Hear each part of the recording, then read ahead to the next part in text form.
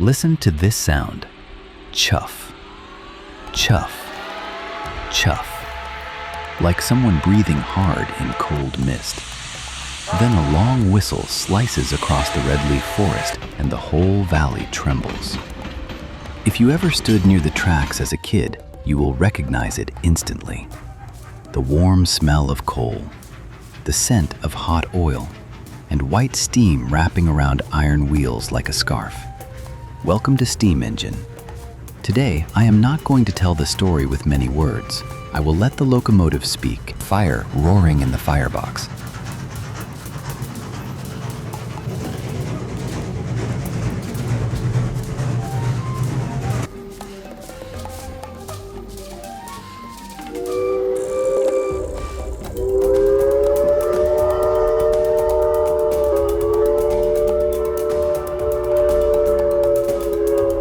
Water is boiling in the boiler. Pressure is driving pistons back and forth. Connecting rods snap the crank into rotation.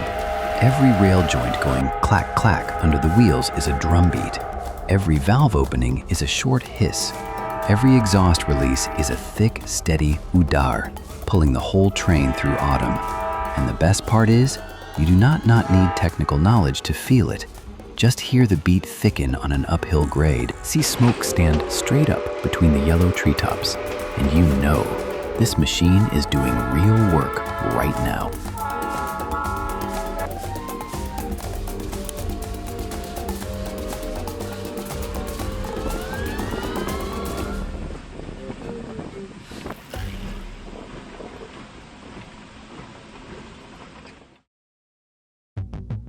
Why a steam train can breathe.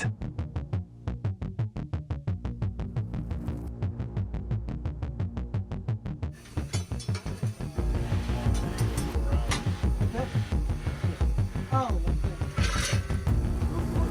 okay, I got you now.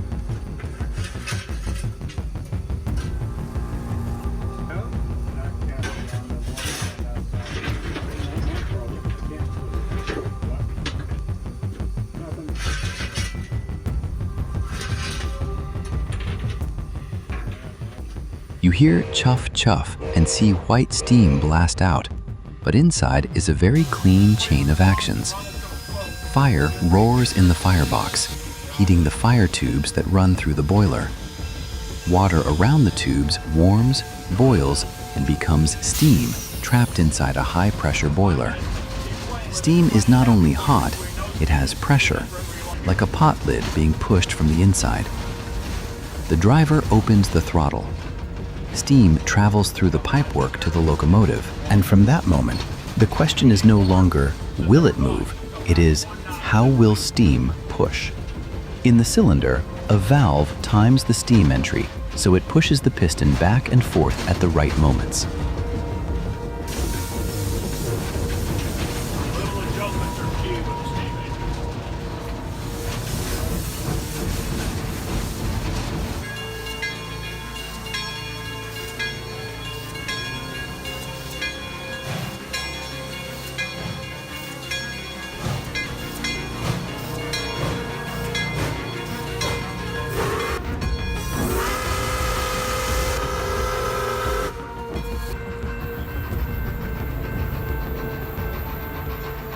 The connecting rod turns straight motion into rotation at the driving wheels, so every push pulls the whole train.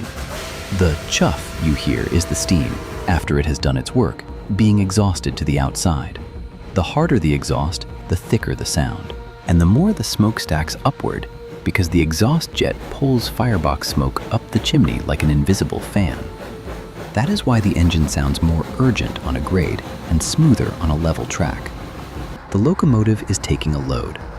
And once you know where this breathing comes from, you will hear the moment the train begins to brace itself through curves and climbs in the autumn forest.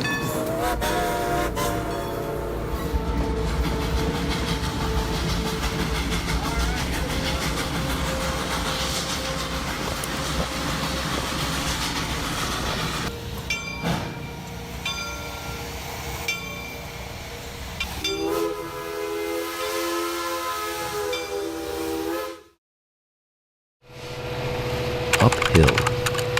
When the chuff thickens, you know the train is straining.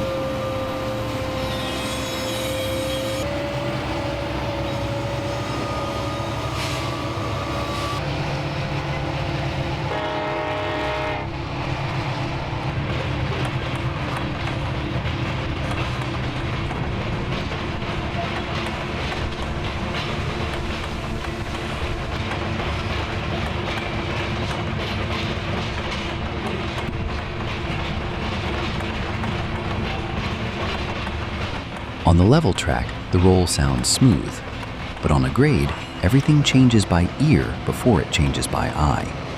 The chuff-chuff suddenly becomes thicker and closer together, like someone breathing hard in the cold. Smoke stands straight up from the stack, then wind tears it into a thin black ribbon drifting through red-orange treetops. You stand beside the rails and feel a light tremor in the ground, not because it is loud, but because pulling force is being poured into the driving wheels. Each piston lands in time, hauling the cars to the heaviest stretch. In that moment, steam is no longer beautiful scenery, it becomes labor. The driver opens the throttle a little more. The valve gear admits more steam into the cylinders. The piston pushes harder. If the wheels slip, the sound shifts into an unpleasant squeal, and the pull stutters. So they have to hold just enough force to keep adhesion.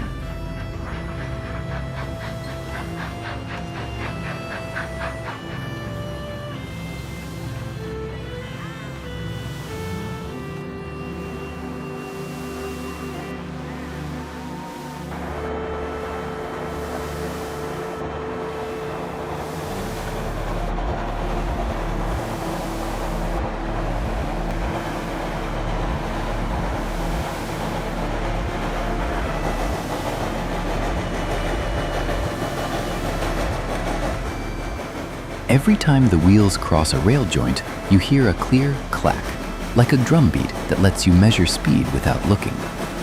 Older people often love this part most because it matches memory exactly. Standing on the edge of town, watching a train go by, hearing it strain and then breathe out. Then the train crests the grade and the sound softens. The exhaust becomes thinner. The smoke stands less tall, and you begin to hear smaller sounds more clearly. Metal tapping in rhythm. Short steam hisses at the valves. Those small but real details lead into the next part. How crews prepare, lubricate, and keep a steam locomotive healthy through a long run in autumn.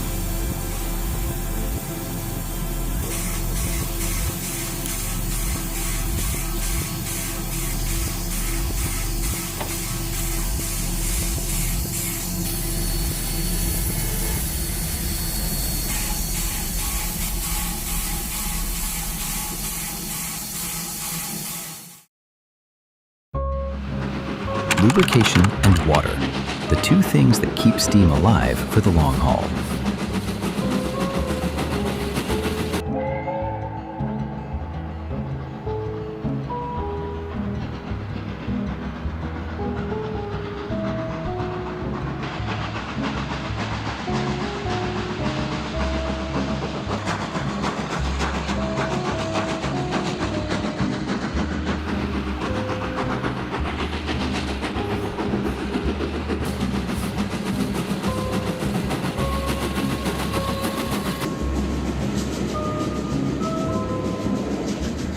Standing by the tracks, you only see smoke and hear chuff. But for a locomotive to run the whole trip without getting tired, the most important things are oil and water. Oil here is not the kind of thing you fill once and forget. On a steam engine, many moving joints are exposed. Rod pins, slide guides, valve gear. Everyone needs a thin film of oil so the metal does not rub dry. That is why, before departure, the crew makes an oiling around round. They open lubricator caps, add oil, and check that the drip points are working evenly. And while running, oil must keep feeding at the right rate. Miss one point, it heats up, and soon you get that unpleasant clatter that tells you something is running dry. Water is the blood of the boiler. Low water is dangerous because metal exposed above the waterline can overheat. That is why the driver always watches the sight glass, keeps the water level in the safe band.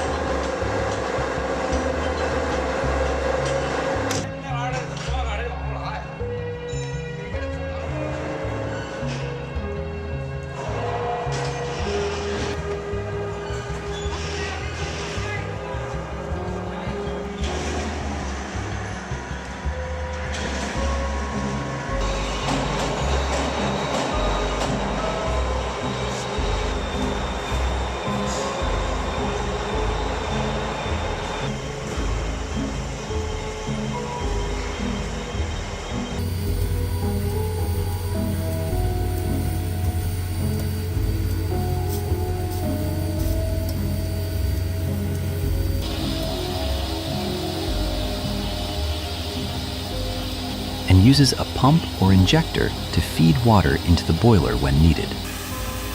Even feeding water takes skill.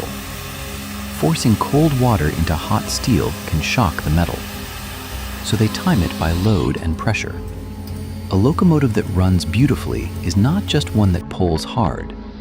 It pulls hard while staying cool, staying smooth, staying in rhythm.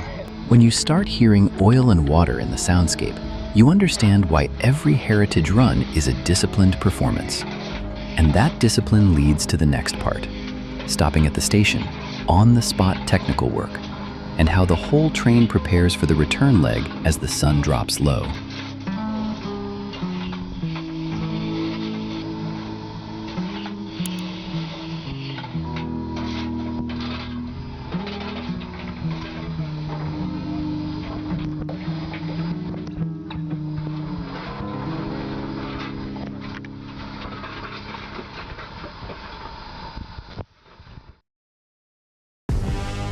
At the station stop,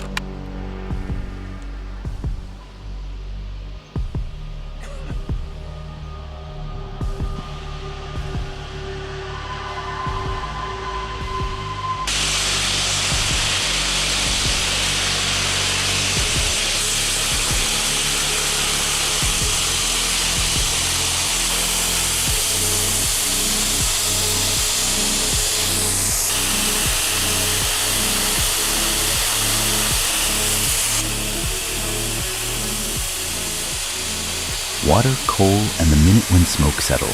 A subtle CTA here. A train does not stop at a station just to rest for fun. It stops doing what steam must do. Take water, quick check the mechanism, and sometimes add fuel. When speed drops to zero, you hear smaller sounds more clearly. A light steam hiss at a valve, metal cooling with soft tick-tick, and footsteps as the crew walk the length of the engine. At certain points, they oil exposed joints again, because over the long run, the oil film thins and one dry spot can become an ugly noise on the next leg. They study the water level in the sight glass. A pump or injector feeds water in at the right pace, making sure the level never falls too low. The air at a station stop has its own feeling. Smoke is no longer stretched into a long ribbon by the wind. It gathers into a warm coal scent mixed with hot oil. People standing close often speak more softly, as if afraid to break the rare stillness of a machine that has just worked hard.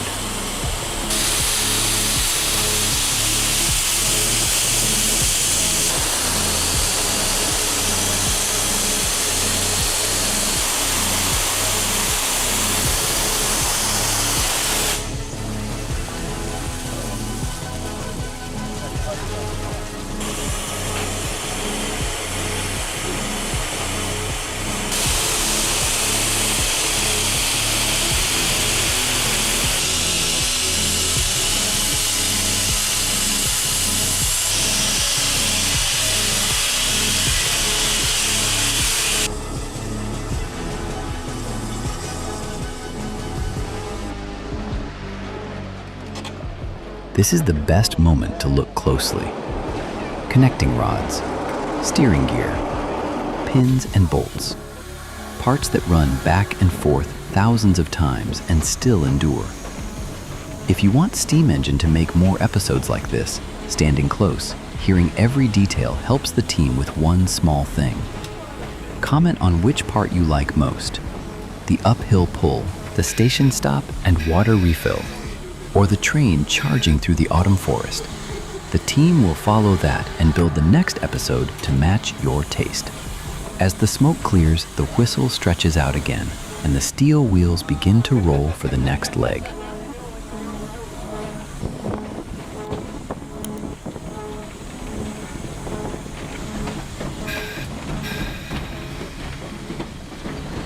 This thing, so you hook it up and lower the ramp and all that. Through curves and bridges, where the train looks its best.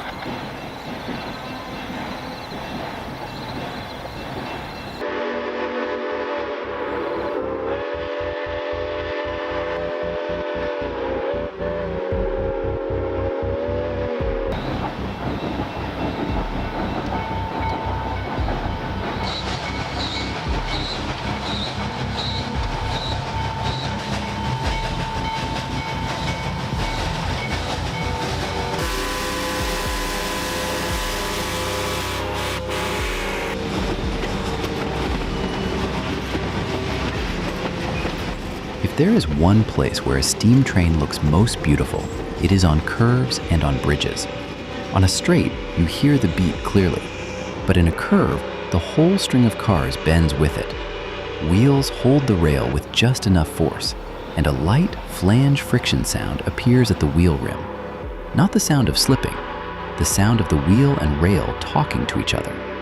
The locomotive leans ever so slightly, the rods stay rhythmic, and the smoke column stretches into a curved streak against the cold sky.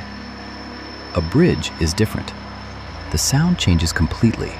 Rails and steel structure create resonance. Steel wheels go clack, clack, like a drumbeat echoing downward. It makes people standing under the bridge feel the vibration in their chest. You look down and see condensate splashing in small ticks. White steam slides sideways, then disappears. In these sections, the driver usually holds the throttle moderately so the train runs smoothly without jerking.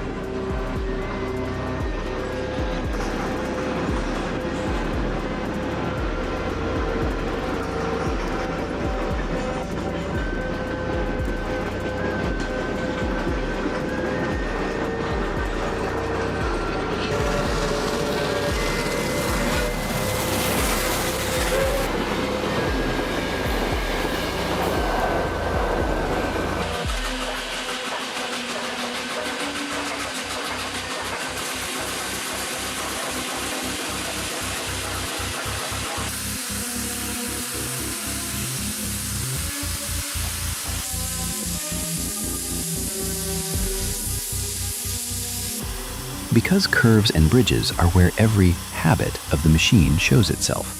Vibration, knocks, hisses. For those who love nostalgia, this is the most satisfying scene. The train is not only transport, it is a steel creature swimming through space. And if it is a creature, it has breath. It has footsteps. It has moments of strain and moments of release. And when the train leaves the bridge, the chuff thickens a little again, a sign that another load is ahead, where the locomotive must pull with real force, not just run. Красиво.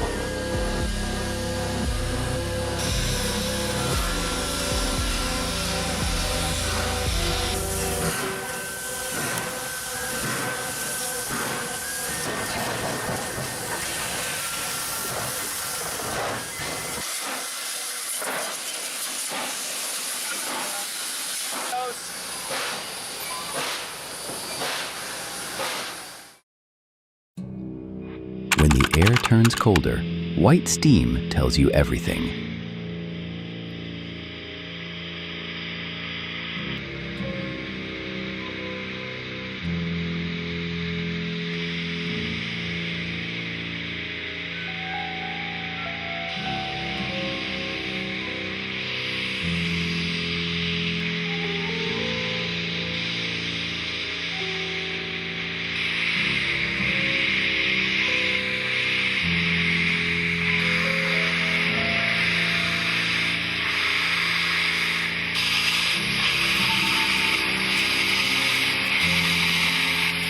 bottom gives steam a gift. Cold air makes everything easier to see. Each time steam exhausts, a white plume bursts out, curls, then dissolves like cigarette smoke. You can see the engine's rhythm with your eyes without needing to listen. When the train takes load, the exhaust is stronger and the white plume is thicker.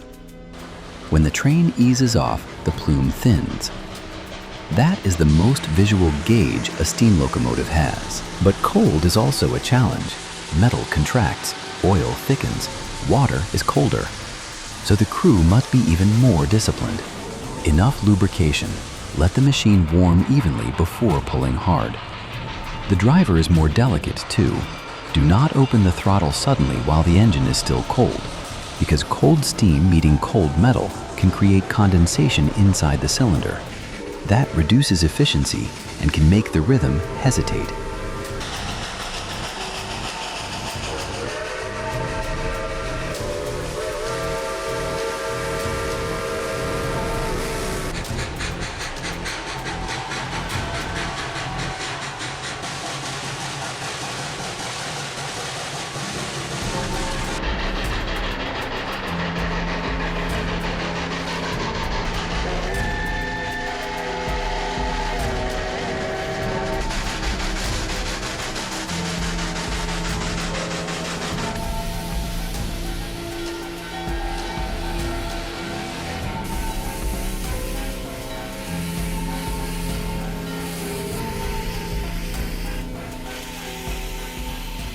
The beautiful part is that you can hear it. In the first moments after the train starts moving again, the exhaust often sounds wetter. A few minutes later, once the temperature stabilizes, the chuff becomes drier and rounder. Older spectators often love this section because it matches their real memories. Hands tucked inside a coat, watching white steam drift, hearing the whistle echo far away. Then, seeing the train disappear behind the yellow trees. It is not rushed, not modern loud. It is slow enough that you can feel every beat. And as sunlight drops lower, the trip shifts into a different color. The color of late day when the train turns home and the sound feels warmer.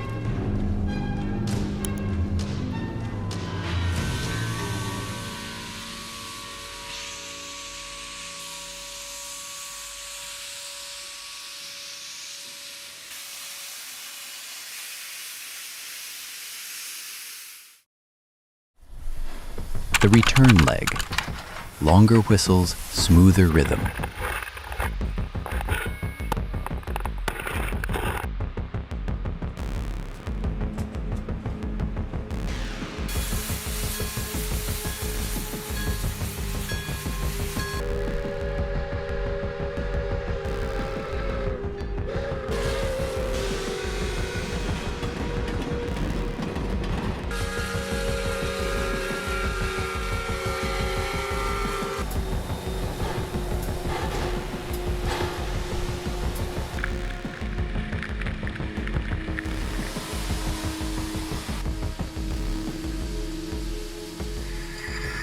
On the way back, the light changes and the mood changes too. There is no longer the feeling of setting out. Instead, there is a calm cadence, like someone who has finished heavy work and now only needs to keep steady to get home. The train still runs, it still exhausts steam, but the chuff often sounds smoother because the load is no longer sharply continuous.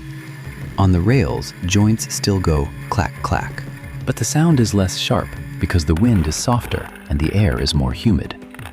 The whistle now is often held longer, not to show off, more like a courteous habit. Warning crossings. Warning, blind curves.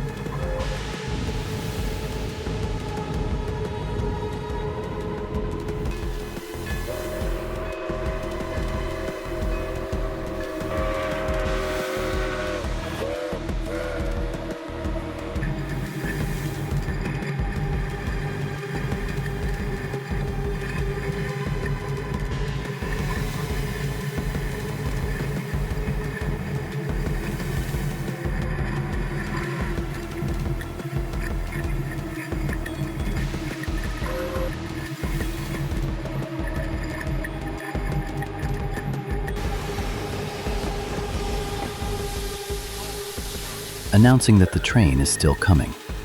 For nostalgic listeners, the afternoon whistle feels mixed. Just enough to remember, just enough to feel the day closing. You watch smoke lean with the wind, see a white trail pull across the forest, then dissolve into golden light. Technically, this is also when the driver holds the machine. The throttle is enough. Water is enough. No forcing the engine to strain when it does not need to. A beautiful run does not end with a huge roar. It ends with an even, safe rhythm, and an engine as smooth as when it departed. And before the story closes, there is still one more thing worth saying. Why do these trains bring people back year after year?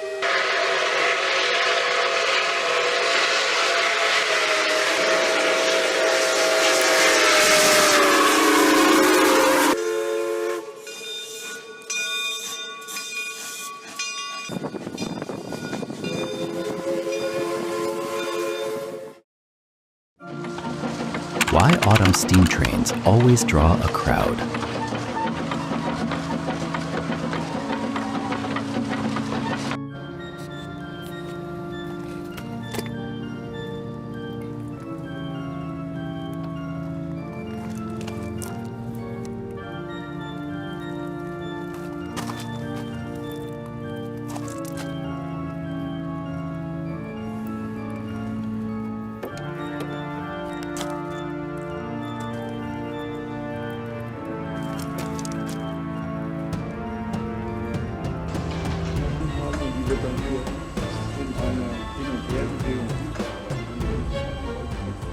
Many people think they come for the beautiful leaves.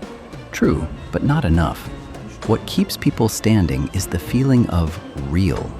On modern trains, the engine is hidden, sound is muted, vibration is isolated. But here, you see and hear everything.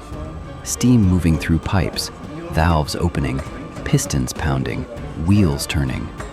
Then the exhaust pulls smoke upward. It is a living physics lesson without a chalkboard. Second is the sense of community. At stops, people greet each other, point out the best places to stand, and tell stories about how the whistle sounded last time.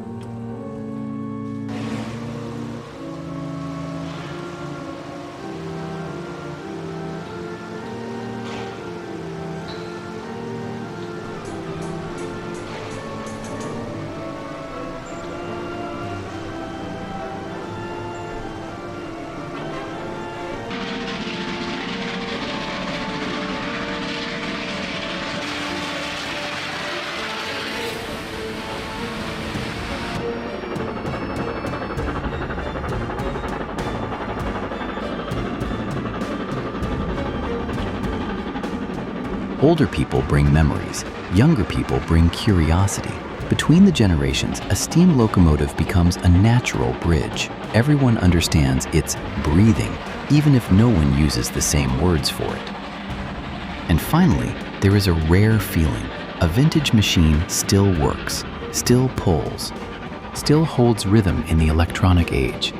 It creates a quiet belief that things built correctly, built solidly, can live a long time.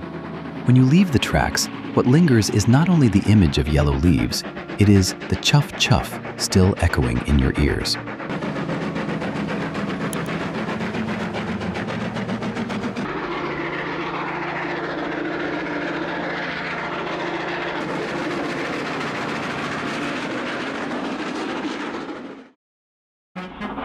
Conclusion.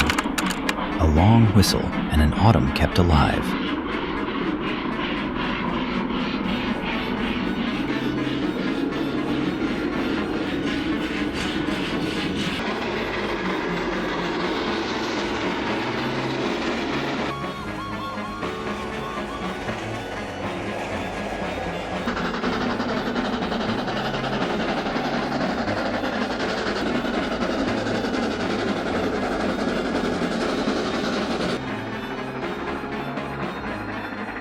"150 words. There are sounds you only need to hear once to remember for life. A long train whistle through a red leaf forest is one of them. It not only announces a train's arrival, it announces that a machine is still working through fire, water, and discipline. You watch white steam dissolve into cold sky. You hear steel wheels go clack-clack over rail joints, and your pace slows without you noticing. Autumn will pass.